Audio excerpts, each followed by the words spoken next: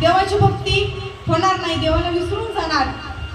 आणि ब्रह्मदेव एकदा बोलता बोलता म्हणाले की तुम्ही मोठे झाला आहात आणि तुम्हाला हा कारभार सांभाळावा लागेल.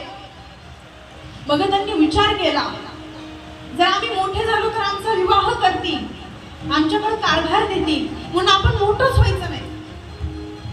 आणि तेव्हापासून ते आतापर्यंत हे जे असणारे जे काही चौघ भावंड आहेत, आजही त्यांचं वय 5च वर्ष आहे आणि हे ब्रह्मचारी आहेत. ब्रह्मांडामध्ये काही मोजकेच ब्रह्मचारी आहेत. सर्वप्रथम म्हणजे सनंदन सनातन सनत कुमार हे असणारे ब्रह्मचारी आहेत.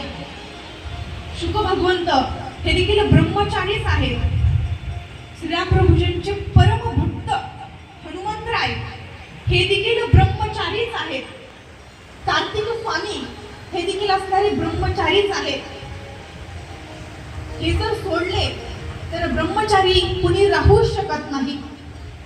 ब्रह्मचार्याचा अर्थ असा होतो, त्रिभुवनामधील जेवढ्या काही स्त्रिया असतील तेवढ्या सगळ्या माझ्या माता आहेत. बहिणी देखील नाहीत बरं, माझ्या माता आहेत असं ज्याच्या डोक्यामध्ये असतं तो खरा ब्रह्मचारी. ज्यावेळेस माता सीता म्हणजे लक्ष्मी शृंगार करत असताना, ज्यावेळेस शृंगार करत असताना संपूर्ण शृंगार केला, आभूषण घातले, वस्त्र परिधान केले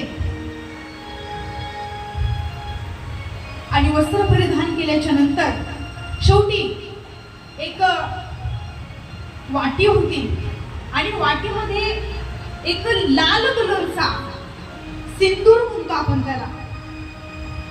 विवाह झाल्याच्या नंतर जुन्या काळामध्ये अशी प्रथा असायची, ज्यावेळेस मुलीला सासरी पाठवलं जायचे त्यावेळेस ती आई परंपरेने चालत आलेला जो काय म्हणतो आपल्या भाषेमध्ये करंडा